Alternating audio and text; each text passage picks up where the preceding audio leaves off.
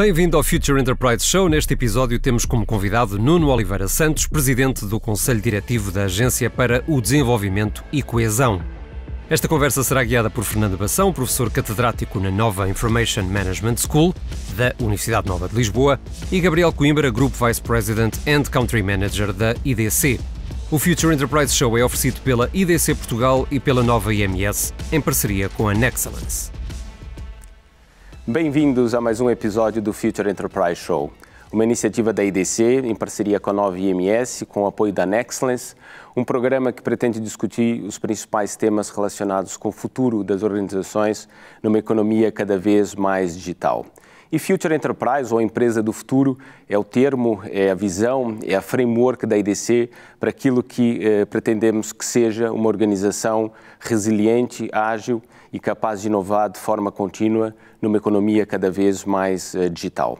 Cada episódio temos uma entrevista, uma conversa com uma personalidade que acreditamos que esteja ou a criar ou a transformar uma Future Enterprise, ou uma personalidade que esteja a contribuir para o ecossistema de transformação digital em Portugal. E nesse episódio temos mais um convidado muito especial, uma pessoa com uma longa experiência a nível privado e também no setor público, que tem em mãos uma responsabilidade enorme naquilo que será a transformação de Portugal, a transformação da nossa economia, das nossas empresas nos próximos anos. Mas para apresentá-lo, eu tenho aqui comigo o meu amigo e co-moderador, Fernando Bação. Fernando, força. Obrigado, Gabriel. De facto, hoje temos um convidado muito especial, um homem que tem uma responsabilidade importante para o país e principalmente importante para os próximos anos. É o Nuno Santos, é o presidente da Agência de Desenvolvimento e Coesão. A agência que tem uma responsabilidade significativa naquilo que vai ser a gestão dos fundos que vão estar à disposição do país nos próximos anos. Mas antes de entrarmos no tema dos fundos e da agência, tu tens uma carreira muito interessante. Ainda há pouco estávamos a falar que é normal as pessoas trabalharem no privado e depois irem para o público, mas a tua carreira é um pouco diferente, porque tu já estiveste no privado, foste para o público, voltaste para o privado e voltaste agora para o público. Portanto, tens uma visão muito privilegiada das diferenças na gestão de uma área e de outra. Mas antes de entrarmos nesses temas, dá-nos só assim, muito rapidamente, uma visão de como é que evoluiu a tua carreira, que já vai sendo longa, apesar de ainda seres um jovem. Muito obrigado, Fernando. Muito obrigado, Gabriel. Obrigado a vós por esta oportunidade para estarmos aqui à conversa e a partilhar algumas reflexões que sejam úteis para as nossas convicções, para aquilo que fazemos todos os dias e para aqueles que também se interessem por ver este programa. Eu tenho 43 anos. Na minha adolescência foram mais os anos em que pensei estudar Direito do que aqueles em que acabei por decidir estudar Economia. E pensei estudar Direito porque o tema que me interessava nas minhas reflexões era o da justiça. Como viver num ambiente mais justo. E, portanto, Direito devia ter alguma coisa a ver com isso.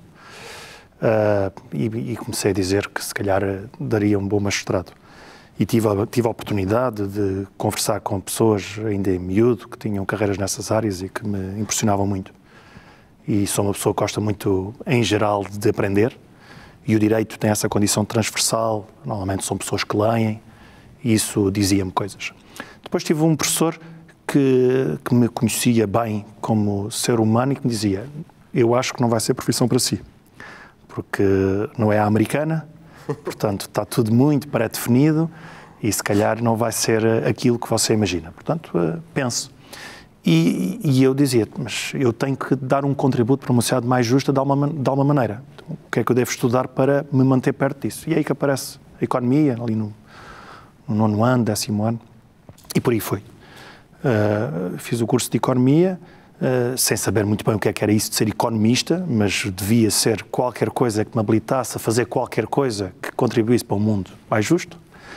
E pronto, e depois começamos nos 20, 21, na Universidade Católica em particular, onde entram muitas empresas todos os dias. Comecei a perceber o que é que poderia fazer quando acabasse o curso e percebi que não ia ser economista nessa altura. Percebi que se calhar ia ser... Comecei a perceber o que era esse mundo da consultoria, que era basicamente apoiar estruturas a resolver problemas. Disse isto, talvez me faça algum sentido, e comecei a me interessar mais, e apareceram consultoras na parte final do curso, e é assim que acabo por aceitar o convite da Arthur D. Little para ser consultor quando acabei o curso de Economia. A Arthur D. Little em Portugal trabalhava em 2000 essencialmente telecomunicações e internet. Eram esses os setores e, portanto, os consultores vão para projetos desse mundo. E é por força disso que eu acabo por me aproximar dos temas da tecnologia. Porque nesses primeiros 3 anos de trabalho, trabalhei fundamentalmente em temas de tecnologia pelo lado da gestão e nos setores das telecomunicações e em projetos ou de telecomunicações ou de internet. Ao fim de 3 anos na Arthur D. Little, alguém me fala que iria ser criada uma estrutura muito próxima do governo para promover os temas da sociedade de informação e do governo eletrónico em Portugal. E que procurava pessoas novas com experiência de consultoria. E eu percebi que na Arthur D. Little o meu desenvolvimento, por razões várias, não iria ser o que eu gostava que fosse, e talvez eu devesse pensar alternativas, e interessei-me, não é? Normalmente a gente, quando procura coisas diferentes, é por força da dinâmica combinada do interesse do que podemos ter em relação ao eventual menor interesse do que estamos a ter. E, portanto, vamos à procura de diferente e, desejadamente, para melhor. E, portanto, vamos lá conhecer isso melhor. E conheci o projeto da UMIC, um projeto liderado pelo Diogo Vasconcelos, que me interessou muito cedo porque combinava os temas de competência que eu vinha desenvolvendo na ADL e trazia essa coisa de projetos de grande impacto, projetos de dimensão nacional, com projeção internacional, com sentido público, e isso eram coisas que me diziam, e a conversa com o Diogo, eu conhecia o Carlos Oliveira, que estava com o Diogo nisso, porque eu tinha feito um estágio numa empresa liderada pelo Carlos Oliveira, uma coincidência neste mundo pequenino, em que nos conhecemos com muita facilidade, e em Portugal um bocadinho mais, e portanto a conversa com o Carlos e com o Diogo foi fácil, e o Diogo eu não conhecia, e foi uma empatia muito forte desde o início, e portanto isso é isto, vamos juntar a este projeto. E embora o fiz, a UMIC foi um projeto muito, muito rico para mim. Fiz coisas de administração, acabei por também ter uma experiência imprevista e muito rica de assessoria governamental. Trabalhei num momento com o José Luís Arnaud e no outro momento com o Nuno Moraes Charmento. E, portanto, foram 3 anos de uma enorme riqueza. Ao fim de 3 anos, e também o ciclo político em projetos de grande intensidade não é irrelevante. O Diogo, com a mudança de governo, portanto, o fim do governo Santana Lopes e o primeiro governo Sócrates, há outros entendimentos sobre os projetos, há outros protagonistas, e eu também achei que devia fazer a minha reflexão e que era o next step. E é aí que aparece a Microsoft. Já era a segunda vez que aparecia, e na segunda vez em que apareceu achei que fazia sentido e lá fui. A Microsoft é uma estrutura espetacular a todos os níveis, mas o telefone tocou e alguém me falou de um projeto que era um projeto de muito significado e era uma subida também significativa para mim. Eu gosto de gerir, para mim gerir é orientar, coordenar, orquestrar. E o desafio que uma pessoa que eu tinha conhecido nos meus tempos da UMIC, o Luís Patrão, que me apresenta informalmente, e depois o projeto é-me apresentado diretamente pelo Governo, na altura, pelo Bernardo Trindade, Secretário de Estado de Turismo, era fazer uma estrutura transversal a tudo o que tem a ver com a política do turismo em Portugal. E achei que era um desafio que não passava 2 vezes. Eu tinha 28 anos. E também achei interessante ser um desafio que era colocado naquela altura, tendo eu feito projetos em contextos governamentais de outra cor, e isso reforçava, acho eu, a minha competência individual, independentemente das minhas opções. E e na Microsoft acabei por ser a primeira pessoa em Portugal a ter uma licença para serviço público, que é uma figura que existe na lei e que desarmou lá as lógicas da Microsoft, não habituado a esse tipo de desafios. Mas lá fui, depois acabei por concluir, passado 1 ano e meio ou 5, que não era bom nem para mim, nem para a Microsoft, aquela condição, e portanto acabei por rescindir. E agradecer a oportunidade à organização, às pessoas, de quem fiquei muito chegado e de quem ainda hoje sou chegado em muitos casos. Mas fui para o Turismo de Portugal e o Turismo de Portugal volta a ser um projeto de enorme significado. Eu olho para trás e gosto muito das opções que fiz, porque no Turismo de Portugal foi fazer um organismo, e eu tinha tido na UMIC a experiência que qualificou muito para esse desafio de transformar uma unidade de missão num instituto público, e tinha feito isso, acho eu, razoavelmente bem, pelo menos terá parecido a uns quantos. E no Turismo de Portugal, durante um ano, foi fazer o Turismo de Portugal, que é a fusão de 4 estruturas. Portanto, a minha função executiva foi essa, foi fazer nascer uma organização a partir de 4, e fazer isto no Estado não é, assim, uma coisa muito fácil, mas muito estimulante, e fez, e acho que fizemos bem. E o Luís Patrão pôs a fasquia muito alta, e sinalizou publicamente. Nós gostávamos muito de apresentar ao país uma organização que fosse uma referência na administração pública. E isso move energias, mobiliza pessoas. E acho que o que apresentámos, e o que ainda hoje existe, acho que o Turismo de Portugal, que hoje é liderado pelo Luís Araújo, que na altura eu conhecia-o como chefe de gabinete do Bernardo Trindade. Ele tem uma carreira no Grupo Pestana sólida, mas também é um caso com algumas parecenças de quando, em vez, mostra-se disponível para dar um contributo do lado público. Mas foi isso, foi durante o ano fazer o Turismo de Portugal, e depois, 3 anos e meio, tive a responsabilidade dos temas de tecnologia e dos temas de formação. Também mais ou menos acidental, e ainda bem que aconteceu. Isso aproximou-me muito dos temas de educação, em sentido amplo e em sentido concreto. E desses temas também acabei por nunca mais me afastar. Ainda hoje sou membro do Conselho Geral da escola, que foi a escola secundária dos meus filhos até o ano passado. Fui membro do Conselho Geral da minha escola secundária, em Setúbal. Fui membro do Conselho Geral do Biscoté durante vários anos. E acho que essa minha disponibilidade, que eu considero quase como uma obrigação, dar esse contributo e estar por perto e influenciar, acho que a educação, a título pessoal, para mim, eu acho que podemos dizer que sim, que ela pode funcionar como elevador social. E eu fiz essencialmente escola pública, até estudar numa escola com umas condições particulares sob esse ponto de vista, que é a Universidade Católica, mas acho que as pessoas, se empenharem na escola, podem progredir na vida, e isso mobilizou-me. Portanto, fiz o Turismo de Portugal, depois achei que a função estava a chegar a um início de maturidade, e acho que a carreira profissional deve ser como o ciclo de vida dos produtos. Tem uma ascensão, tem uma maturidade, e a gente deve se mexer antes de chegar ao declínio. Antes de ser mais do mesmo, a gente tem que ir à procura de qualquer coisa.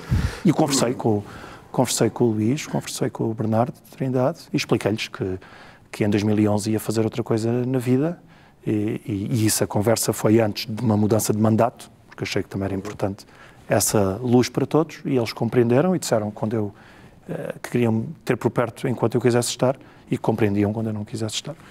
E aparece o convite da GFI, e achei que era um convite que se justificava, e fui. E, portanto, a 26 de novembro de 2010, sexta-feira, terminei no Turismo. A 29 de novembro de 2010, segunda-feira, comecei na GFI, como administrador delegado.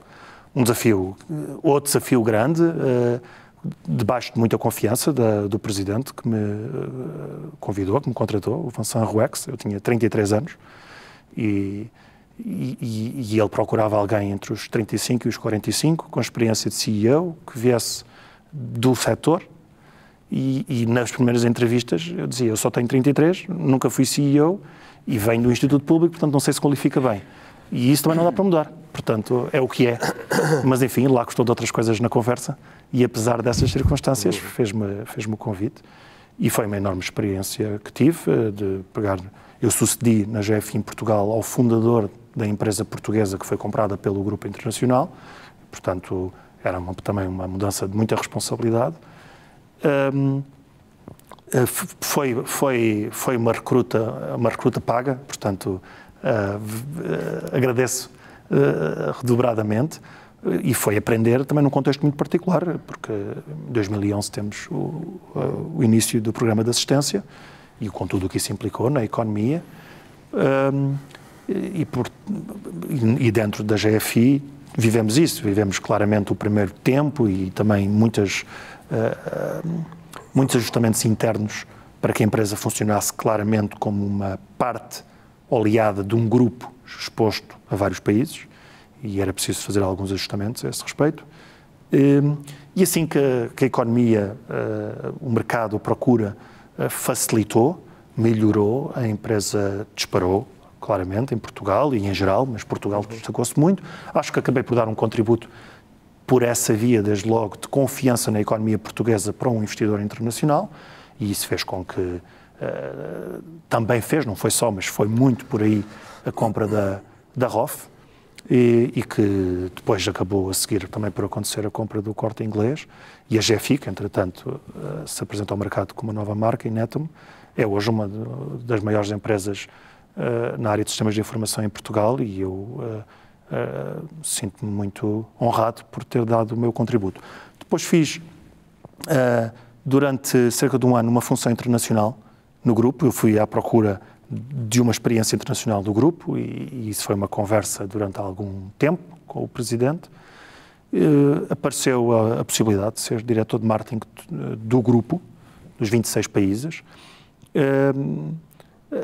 A realização dessa função em contexto de pandemia, portanto, essencialmente remota, era muito diferente na prática daquilo que se imaginava na teoria, e comecei de novo a sentir a curva do ciclo de vida. E, portanto, eram 10 anos, e eu, quando fui para a GFI, pensei, vou fazer aqui uma mão cheia de anos, e, portanto, fiz 2 mãos cheias de anos. E conversámos, eu e o Vincent, e achámos que ele compreendia que eu gostava de fazer outras coisas. E achei que eram outras coisas na sequência, iniciativa privada. Um dia há uma conversa, mais ou menos a brincar, com pessoas que sabiam deste desafio na Agência para o Desenvolvimento e Coesão, que ganha uma relevância aumentada no momento atual, que é o momento de fecho de um quadro comunitário, de abertura de um quadro comunitário, somado de um instrumento excepcional, potente de resposta à crise, que é o PRR. E isso eu consideraria, eu não sou muito dado a criticar sem consequência, portanto, vejo muita gente a criticar com pouca consequência, portanto, vou tentar ombrear isso com alguma consequência. Já tinhas criticado e quiseste atribuir... Sim, já tinha. Não tinha... Evito criticar quando acho que sou pouco consequente. Claro, exato. E, portanto, como tenho algumas críticas para fazer, disse, para eu poder fazê-las, tenho que ser consequente. E se me dizem, se perguntam se eu estou disponível, e eu realmente estava numa transição, fiz umas contas, ia ter uma correção no meu orçamento familiar, que foi discutida. Eu levo muito a sério o conceito de família, que é a discussão a 4 em casa. Os meus filhos conhecem o orçamento, e fizemos as nossas avaliações e o que é que aquilo significava durante um tempo, e isso está definido lá em casa, o tempo, e mostrei-me disponível, e o Ministro de Planeamento, Nelson de Sousa, que me tinha conhecido no tempo do Turismo de Portugal, ele era gestor de um dos programas operacionais, o Compete, na altura, e ficámos com uma relação muito cordial desde então. Conversou comigo e disse, faz sentido, vamos fazer. E pronto, no dia 2 de novembro comecei esta aventura à frente da agência. Muito bem, acho que uma carreira fantástica, mas referisse no início a tua vontade de fazer justiça, depois referisse aqui também a importância da educação, e falávamos um pouco também sobre isso, ou seja, eu acho, e eu sobretudo, né, que venho do Brasil, e que há uma diferença muito grande social e uma dificuldade enorme de justiça social e do tal elevador social que a educação permite. Isso não acontece no Brasil da forma como acontece ainda em Portugal e na Europa, isso é fantástico. E agora estás à frente da Agência para Desenvolvimento e Coesão, não é? Eu acho que há aqui esse toque muito, muito claro daquilo que é a necessidade também de criar um país mais coeso, para que se consiga, de facto, crescer e criar condições de uma forma sustentável, não é? Queres partilhar um pouco mais em detalhe qual é, de fato, a missão da agência, essa tal vertente da coesão, mas também a gestão de todos os fundos e do PRR, e depois também falar um pouco já daquilo que é o próprio PRR e o novo quadro, se puderes, no fundo, complementar, ou seja, explicando a agência e já contextualizando, era ótimo. Posso? E depois continuamos. Vamos lá, então. A agência, o que anuncia na sua lei orgânica, que é o diploma que dá existência formal a um organismo público, na missão diz que tem a responsabilidade de assegurar a coordenação dos fundos da União Europeia e apoiar o desenvolvimento de políticas de desenvolvimento regional.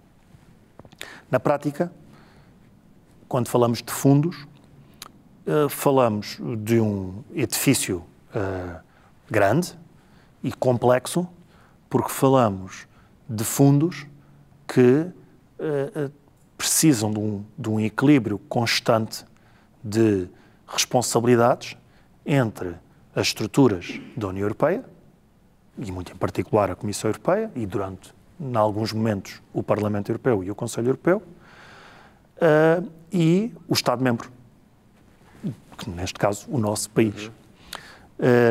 Os fundos europeus, que se organizam em fundos estruturais, essencialmente em fundos estruturais, fundos pensados para o desenvolvimento económico, fundos pensados para os temas sociais, fundos pensados para as grandes infraestruturas, e depois há verticais para a agricultura e pescas.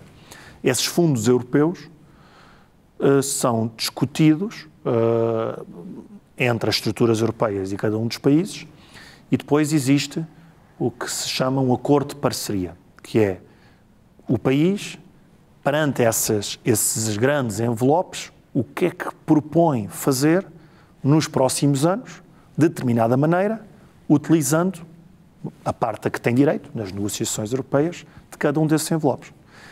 E é assim que nasce um conjunto de intenções de política pública para temas de empresas, temas de pessoas, temas de infraestruturas, o que se chamam temas transversais ou temáticos, e depois a declinação dessas preocupações no território. E é aí que aparecem os programas regionais. Okay. E, portanto, como isto é uma coisa grande e complexa, entende, este modelo existe em muitos países, e a Comissão aprecia esta lógica, que haja uma estrutura que tem uma função de coordenação, que não é uma coordenação forte. A agência não tem ascendência hierárquica sobre as estruturas que fazem a atribuição final dos dinheiros. O Programa Operacional para a Competitividade e Internacionalização, o COMPET, é uma estrutura que tem como tutela política o Ministério da Economia, não o Ministério do Planeamento. E, portanto, a agência tem uma coordenação que, na prática, faz verificações e faz verificações administrativas e verificações de política, que é, sabendo o que foi anunciado e o que está vertido nesses tais acordos plurianuais, vai acompanhando a execução para ver se ela responde ao que estava escrito. E, portanto, não tem uma coordenação hierárquica, mas tem uma influência relevante. Claro. E tem isso para todos os programas, para perceber o edifício. E depois, tratando-se de dinheiros públicos e tratando-se de dinheiros públicos internacionais, há uma preocupação grande, traduzida num conjunto de ações formais de supervisão, que também põe a agência com responsabilidades específicas. Tem uma área de certificação dos pedidos de pagamento, portanto, os dinheiros europeus só chegam a Portugal numa relação direta entre as direções-gerais da Comissão Europeia e a agência, que é quem diz que os apoios atribuídos estão em condições de serem pagos. E depois ainda tem, suplementarmente, uma área de controle e auditoria. Do lado da política regional, a agência procura estar perto das estruturas regionais e locais para influenciar um conjunto de ações no território que traduzam bem as expectativas que estão para o conjunto do país, portanto que se pretende coeso, na sua tradução local do que se pretende fazer a nível nacional. E isto realmente, num país que não sendo muito grande, também não são 2 quintais, não é? Implica um cruzamento de muitas vontades, equilíbrios entre a estrutura central, estrutura local, entre estruturas de administração e estruturas de política, e a agência anima essa dinâmica. E isto era seria o normal na vigência dos quadros comunitários. Aparece o PRR, e o PRR é um instrumento de reforço que aparece num contexto de resposta a uma crise económica que é consequência de uma crise sanitária. E portanto, tem esse pretexto, mas também tem, a pretexto desse pretexto, a vontade do lado europeu de ensaiar mecanismos de apoio público com uma lógica que, diria eu, que acaba de chegar ao sistema, com 5 meses, numa lógica que procura concentrar-se mais na substância e no impacto do que na verificação da forma. O que é que isto significa? Num quadro comunitário, a lógica, em geral, há um acordo para os próximos anos, é assim que vai funcionar, está a funcionar no PT 2020 e que vai funcionar no PT 2030, e esse acordo desdobra-se num conjunto de objetivos de política que levam depois, na prática, à abertura de um conjunto de avisos para que a sociedade responda e confirme que tem interesse. E depois apresenta a candidatura a um conjunto de técnicos que fazem apreciações, e os programas operacionais podem convidar, e convidam muitas vezes, por exemplo, universidades para apoiarem essas avaliações, e fazem um ranking e fazem contratos. No PRR, o exercício é mais de cima para baixo do que de baixo para cima. O país diz, para os próximos tempos, num conjunto de áreas, quer fazer este tipo de coisas. E faz esse debate com a Comissão, dá lugar a um programa, e a partir do momento em que faz esse programa, pretende-se que haja um exercício que é mais conduzido por quem tem essa convicção. E quem tem essa convicção é o Governo e as estruturas da administração que vão trabalhar com o Governo. Onde é que entra a agência? A agência tem sido, se quisermos, a assessora técnica do Governo para a produção do plano. Portanto, o plano é escrito por um conjunto de pessoas dos vários ministérios que, em vários desses casos, ouviram pessoas de fora, e ainda antes do momento formal de consulta pública, mas depois é a agência que faz o exercício de coordenação, de orquestração, com uma equipa 100% dedicada, uma equipa interna, reforçada com uma equipa externa de consultoria, e faz essa condução. E está a chegar ao fim esse processo, é público. Num segundo momento, daquilo que também já é público, haverá uma equipa dedicada a fazer acontecer. Portanto, o que ali está, que é um conjunto de intenções para um conjunto de áreas, num conjunto de datas, terá uma equipa executiva, 2 pessoas a liderar esse exercício, um presidente e um vice-presidente, e terá ainda algumas pessoas, inevitavelmente umas dezenas de pessoas, que por áreas, muito provavelmente as 3 grandes áreas do PRR, a resiliência, o tema do clima e o tema digital, haverá ali 3 torres de trabalho que vão pôr a andar. Qual é o trabalho da agência? A agência vai trabalhar na monitorização estratégica, que é também o que faz no quadro comunitário, vai ter ali uma articulação com o Gabinete de Estudos do Ministério das Finanças para temas de confirmação de impacto económico, e depois vai ajudar a alguns temas administrativos que têm mais rodados, nomeadamente no que diz respeito aos sistemas de informação, onde irá estar toda esta informação, também será uma responsabilidade da agência, e que, portanto, vamos estar animados nessa montagem, adivinho eu, nos meses de de maio e junho, debaixo da expectativa de calendário que se mantém, que é de que tudo isto esteja up and running na mudança de semestre. Muito bem. Olha, há pouco falaste um pouco da tua carreira e tendo em conta, digamos assim, a experiência que tens certamente tens uma opinião muito fundamentada sobre o momento, digamos assim, da transformação digital em Portugal, não só no contexto privado, mas também e em particular da administração pública. E como é que tu vês agora, à luz destes apoios, à luz destas oportunidades que aparecem, como é que vês a transformação digital na administração pública, quer em termos dos desafios, principais dificuldades e obstáculos a ultrapassar, mas também das oportunidades, digamos assim, que ela pode trazer para o desenvolvimento do país e para a indução, digamos assim, de um crescimento mais saudável, digamos assim, do país? Eu sou um otimista por defeito e digo isso à cabeça, desafiando aqueles que nisso vejam um ingênuo, portanto, ou um romântico. Um otimista no sentido de um persistente, um perseverante, um combativo e alguém que gosta do seu país.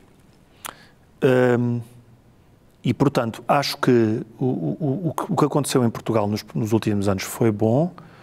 O que vai acontecer nos próximos vai ser melhor, debaixo da expectativa que eu tenho, que gostava que se verificasse, que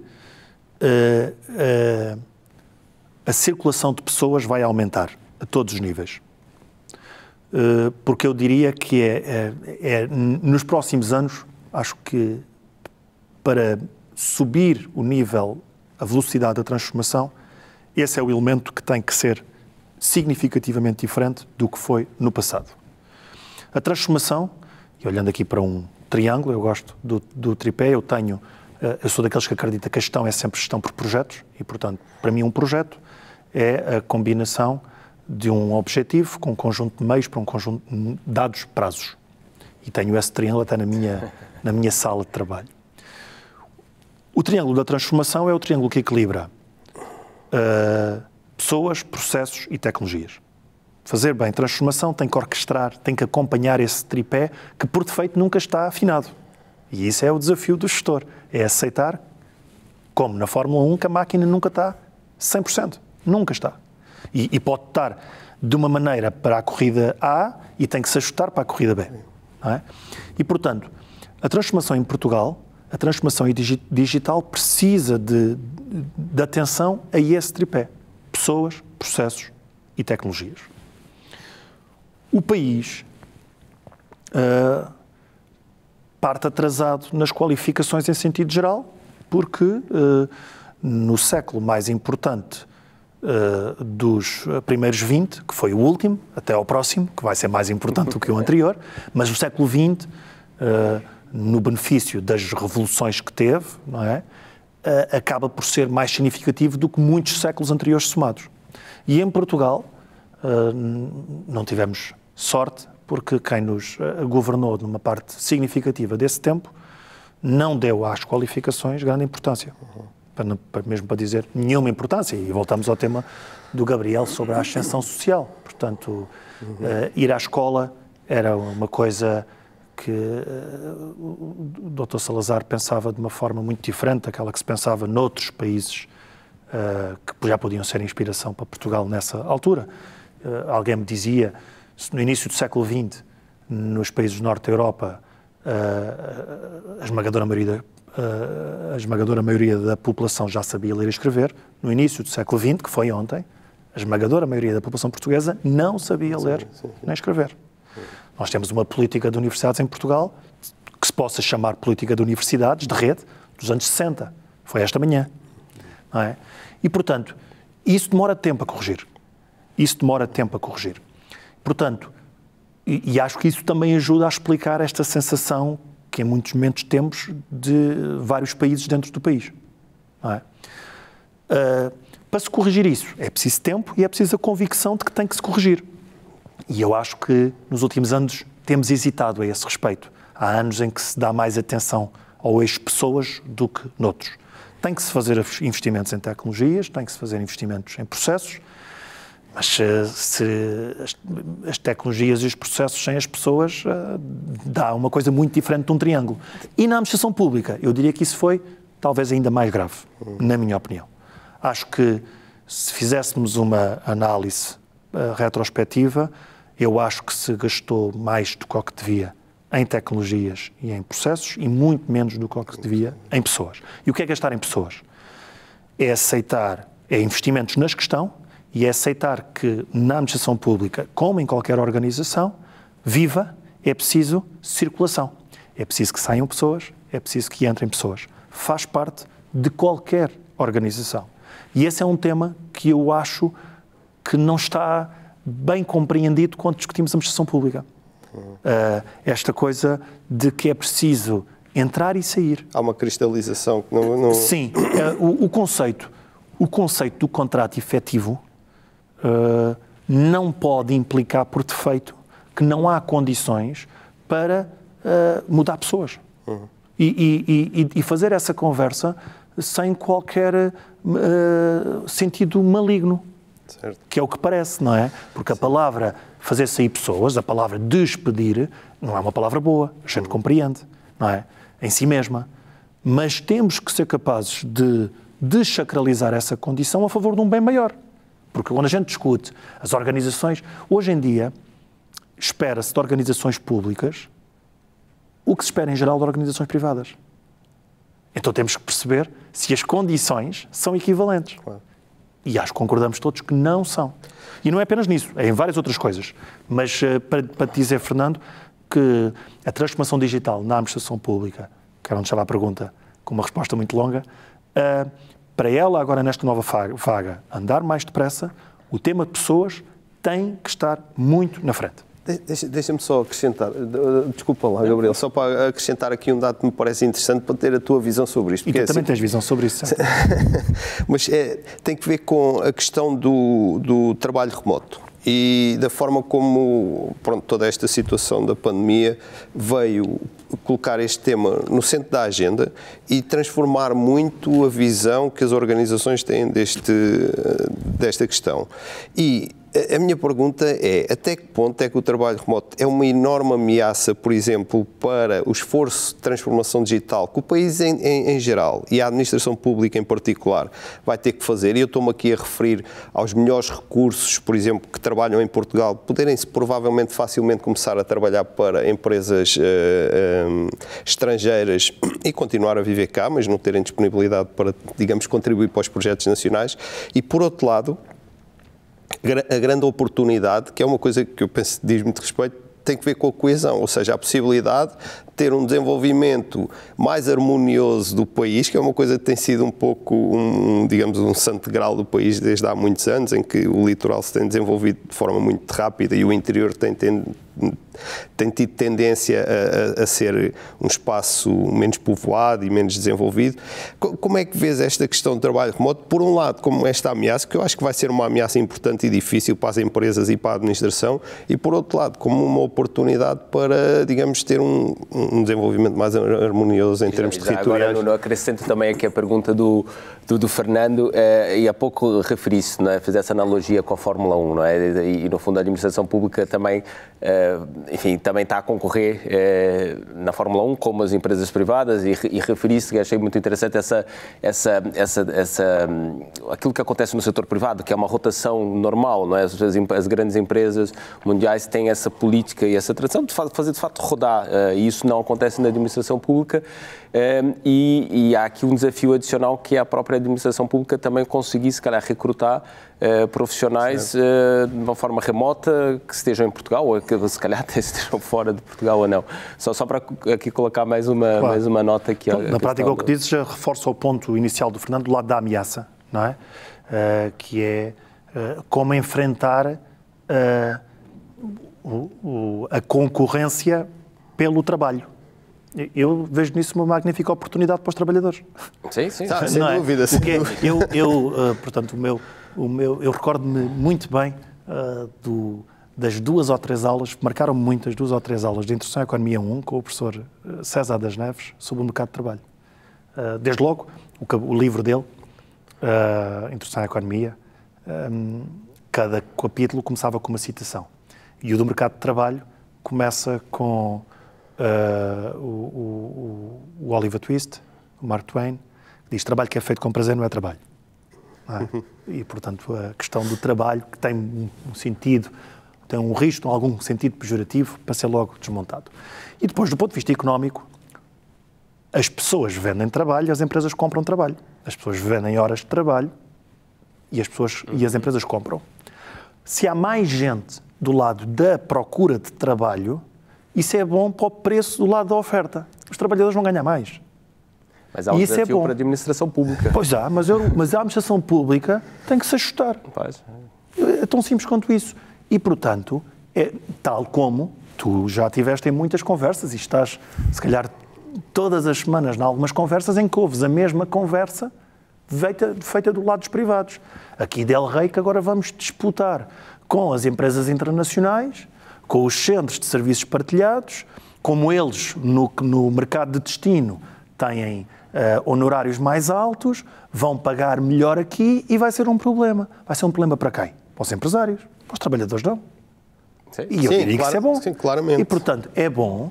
Portanto, significa que os empresários vão ter que ser capazes, se quiserem continuar a ser empresários e serem gestores... Competir numa escala global. Com certeza. Sim. Com certeza. E isso toca num ponto.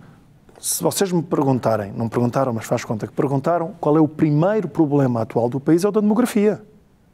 Um país que quer funcionar em dinâmica global tem que ser um país onde é bom estar.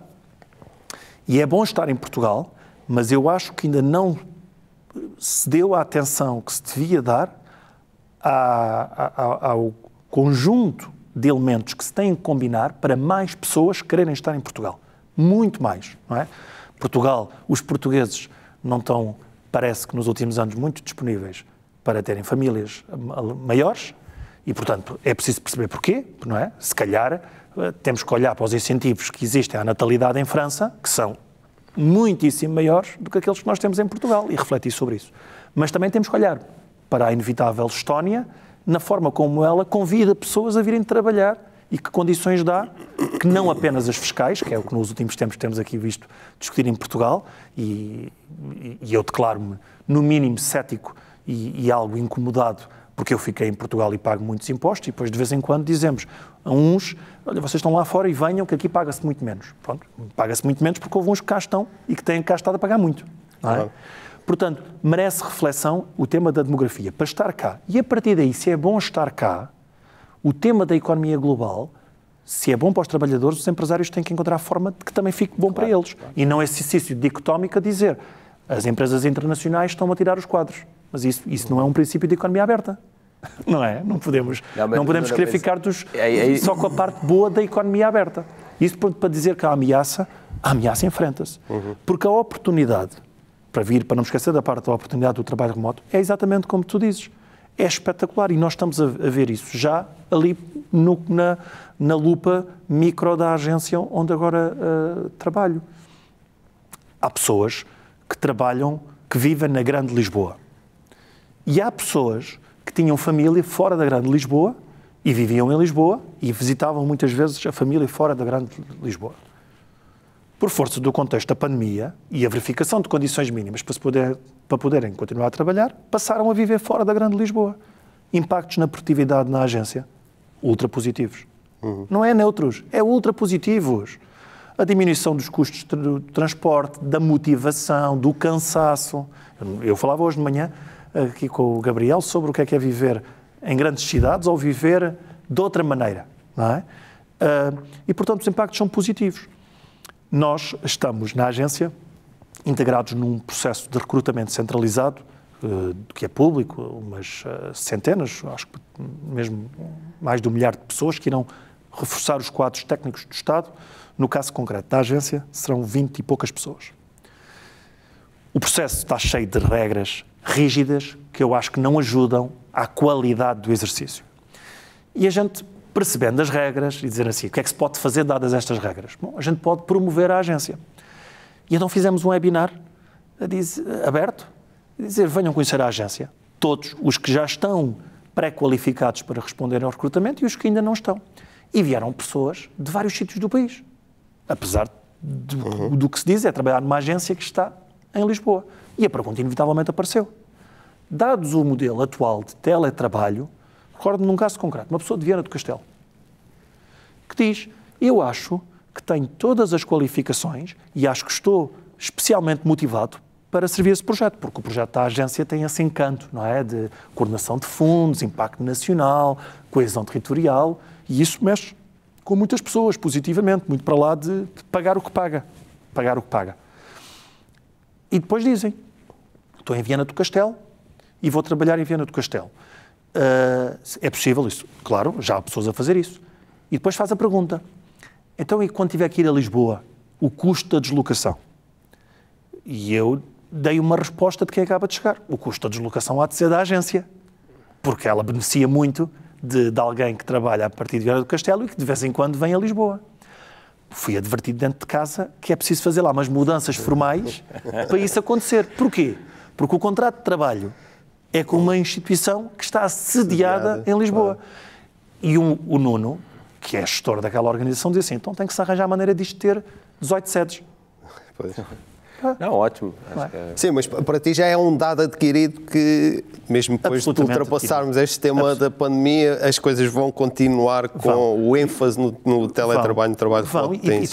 E eu acho que o representante do acionista, que é o Governo, o acionista dos cidadãos, tem essa convicção e eu sei que estão a fazer estudos. E achas que não vai haver um recuo? Vai ficar a meio caminho, Fernando. Okay. Vai ficar a meio caminho, significa que é um avanço. Certo, não é? certo. Nós na agência fizemos um inquérito interno e as pessoas mostram vontade em ter a flexibilidade de poderem estar 2 a 3 dias por semana em casa. E eu só vejo nisso, eu acredito que mais liberdade para mais responsabilidade. Claro. E o Estado ganha 2 vezes, não é? As próprias organizações, como a DIC, pode contratar recursos fora do seu local e garante também uma maior empregabilidade, claro. Não é? E mais impostos. Portanto, estás a ver a transformação de uma ameaça em oportunidade. A tabela de vencimentos é a mesma. Os mesmos 100 em Lisboa não têm o mesmo valor no interior distante da capital. Exato. E, portanto, se calhar, a agência vai ser competitiva a contratar fora de Lisboa. E isso é uma coisa boa. Portanto, a gente tem que ir... Eu acho que a oportunidade é muito superior à ameaça. Sendo certo que na transição há sobressaltos e os sobressaltos sempre incomodam. Não, eu concordo plenamente, Nuno, e acho que é tudo uma questão também de mindset, como dizias, e o facto de olharmos para as coisas ou para o copo meio cheio, de uma forma sempre positiva.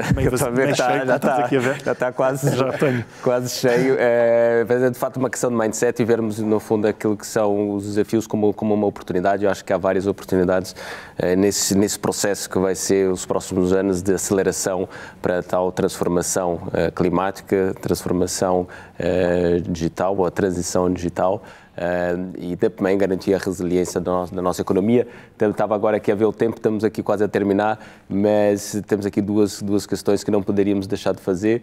Uma, eu sei que tens filhos, sei que já estão, pelo menos uma, no processo de formação superior. Mas quais os conselhos que tu dás aos teus filhos nessa passagem do ensino secundário para o superior e depois na entrada no mercado de trabalho? Quais é que são os conselhos em termos de carreira, como seguir, como escolher? Queres partilhar connosco? Sim, essa conversa começou cedo lá em casa. Eu tenho uma filha com 19 anos, o pai não estudou Direito, a filha acho que não se sentiu obrigada por isso não ter acontecido, está a estudar Direito e me pareceu muito convencida ela da escolha. E tenho um filho com 15 anos que diz que gostava de ser gestor como o meu pai e nas nossas reflexões sobre o que é isso de ser gestor e que formação para ser gestor, foi-se interessante pelos temas da engenharia e, portanto, é possível que possa fazer uma engenharia na faculdade. Mas nunca fui muito concreto. Uma coisa que digo é que temos que gostar do que fazemos e temos que ser bons, porque para reclamar dinheiro por um trabalho, o trabalho é um produto e, portanto, o produto tem que ser bom. Portanto, o trabalho tem que ser bem feito. E eles têm que ser bons. E para que serem bons no trabalho, têm que ser bons na escola. E E eu faço uma vigilância de muito alto nível, acho que fui capaz de construir essa condição de confiança, não é preciso um exercício de muita proximidade, porque eles percebem o essencial, devem lutar contra eles mesmos, não devem lutar contra mais ninguém. Há uma escala de aferição de competências e é por aí que vão. E, portanto, com abertura de espírito, com sentido global, com interesse pelas tecnologias, para poderem ir progredindo. Portanto, o tema da empregabilidade, é óbvio que há áreas de maior empregabilidade do que outras, isso discute-se, e eles devem ser conhecedores. E a partir daí há uns que vão ser mais sensíveis ao risco da empregabilidade do que outros. Isso dito, eles têm que construir as suas convicções. Se querem ficar mais do lado do sonho, independentemente da questão concreta da empregabilidade, até porque as profissões vão se transformar muito, não é? No caso da Beatriz, a minha filha, ela tem a consciência clara do quanto se vai transformar a profissão jurídica. Porque a profissão jurídica clássica tem um exercício de leitura que vai ser fortemente transformado porque as máquinas vão ler para os indivíduos. Vão fazer levantamentos para os indivíduos, já estão a fazer. Há muitas ferramentas já hoje, nos sociedades de advogados, já hoje funcionam de formas muito diferentes a esse respeito. E, portanto, há que incorporar isso e seguir. Olha, mesmo para fechar, temos sempre uma última pergunta. Estas duas últimas são por todos os convidados, são exatamente iguais. E esta última tem que ver com sugestões de livros. Dois livros que tenham marcado, que pareçam particularmente interessantes, tenhas lido recentemente ou há mais tempo. 2 livros que gostasses de sugerir para aqui. Sim. Eu gostava de ler mais do Cocleio. E estou numa fase da vida em que tento contrariar essa frustração, obrigando-me a ler. E no ano passado li 3 livros que gostei muito de ler. Um que já me falavam e que eu conhecia excertos, e depois a pretexto da tradução para português, que me convidaram até para acompanhar a apresentação dessa edição em português, acabei por lê-lo completo, que é o Principles, o Princípios, do Ray Dalio, que é um livro que eu acho que devia ser um livro de leitura obrigatória para quem quer fazer um exercício de gestão completo. Não é? A vida daquele homem é uma vida muito interessante. O livro são 3 partes, ele a contar a sua história e como é que faz a Bridgewaters, que é uma das maiores private equities do mundo, e depois propõe um conjunto de princípios para a vida e um conjunto de princípios de vida no trabalho. E se tivermos que resumir, é ser brutalmente, e ele usa a expressão, brutalmente honesto, mesmo que isso incomode. Depois gostei muito de ler o Factfulness, do Hans Rosling, que também devia ser leitura obrigatória, desde logo para a discussão de quando nos queixamos, não é? Queixamos-nos de quê? Não é? Porque é o problema difícil de resolver das imagens de Moçambique passarem à hora de jantar no meio do futebol. Não é? É que as pessoas não percebem que nós podíamos ser aquelas pessoas. Sim. Não é? Portanto, queixamos-nos de quê? E depois, numa lógica mais ficcional, mas meio autobiográfica, alguém me sugeriu em boa hora para ler um livro do Philip Roth, O Património, que fala da relação entre o filho e o pai, que também foi uma coisa que eu gostei muito de ler e, portanto, de vez em quando faz bem a gente ler coisas que nos convocam para reflexões sobre relações fortes. E a relação do filho com o pai é uma coisa que é geral forte. Fica a sugestão, nos 2 primeiros eu já li, são muito bons. Concordas agora, que o vale terceiro ainda não. Portanto, é um livro pequenino, o Património, e é um livro muito forte e muito bonito. Boa. Não, fantástico. Se tivéssemos aqui mais 1 hora, continuávamos a conversa, certamente. Espero que tenha cumprido. Gostei muito de estar aqui convosco, com as câmaras apagadas. Não, foi um prazer enorme. Foi uma conversa super. Foi ótimo ver essa evolução, enfim, a forma como se consegue aprender do privado para o público e do público para o privado. Entender também aquilo que é esse contexto, ou esse novo contexto que nós vivemos e o papel também dos fundos e do PRR nessa transição climática e naquilo que é também a transição digital de Portugal e a capacidade de resiliência. E falamos sobretudo também daquilo que, enfim, falamos muito de digital, mas falamos sobretudo daquilo que importa, que são de facto as pessoas, né? Os recursos humanos, os talentos. Dá-me 30 segundos, sim. Porque nós, por força do facto de eu dar respostas longas a perguntas curtas, não fomos dentro dessa parte, mas eu gostava de deixar essa nota telegráfica a propósito deste momento, desta sensação de que vai haver, sensação correta, de que vai haver mais dinheiro. O país tem tido muito dinheiro. Eu acho que, e vou tentar também dar esse meu contributo como gestor da agência, que se compreende mal a história recente no uso dos dinheiros europeus, sensação de que o país progrediu pouco, apesar do dinheiro, e, portanto, a discussão tem que ser feita nesses termos. No que ao dinheiro diz respeito, o país usou muito e há muitas evidências de bom uso. Porque é que, apesar disso, o país não progrediu tanto como se gostaria? Temos de ter cuidado com um exercício de causalidade maior ou menor. Sobre o passado. Sobre o futuro, vai haver ainda mais dinheiro, porque o PRR, o novo quadro comunitário, tem uma dimensão parecida ao anterior. Cerca de 20 e poucos bis. 20 e poucos ou 20 e muitos, agora já até estou aqui confuso. O PRR são cerca de 14, mais os empréstimos de cerca de 2. Portanto, e o PT 2020 ainda vai estar. Portanto, quando se diz, os números estão corretos, são cerca de 60 mil milhões de euros de financiamento comunitário para a década. A mensagem telegráfica que eu deixo é que as pessoas, os agentes, as elites, as pessoas que pensam e que se devem mostrar disponíveis para refletir, contribuir, influenciar, que tentem fazer o exercício positivo e o exercício prático para ser consequente. E isso não tem nada a ver com unanimismos. Não tem... Alguém me dizia, quando eu propunha discussões mais convergentes, tem que haver divergência e debate. Com certeza. Mas tem que haver sentido de consequência e sentido de pragmatismo, de velocidade. Podemos gostar mais ou gostar menos do framework, do que se é mais resiliência ou menos resiliência, se é mais Estado ou mais empresas, e a mesma coisa para o novo quadro comunitário. Há um tempo para fazer essa discussão e o tempo agora é o tempo da execução. Sim. E que se mantenha a disponibilidade para discutir a execução. Porque o que eu, pelo meu lado, vou tentar contrariar é sempre esta sensação de hypes muito curtos. Agora, de repente, há aqui um momento em que discutimos muito. E depois vamos às nossas vidas. E vamos às nossas vidas e continuamos uns com os outros a dizer que não está bem, a dizer que não está bem. Não, temos de estar juntos a dizer como é que vamos fazer bem.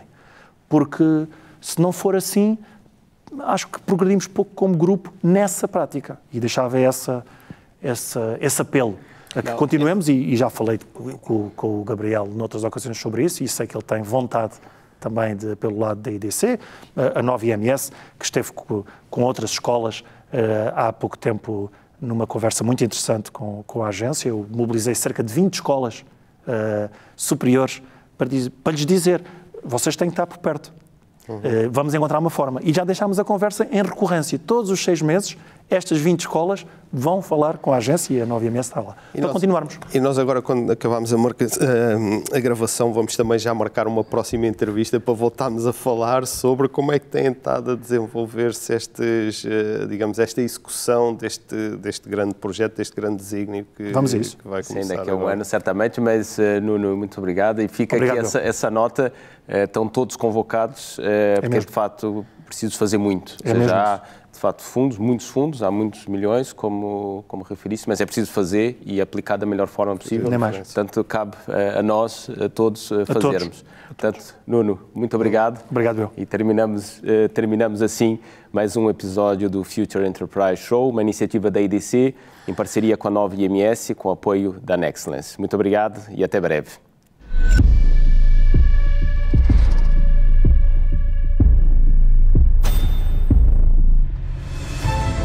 Nexcellence by Glint, uma parceria para criar o futuro digital, com respostas baseadas em experiência, com dimensão e ambição, com uma visão global e talento nas competências mais inovadoras. Nexcellence, powered by Glint, knowledge to empower.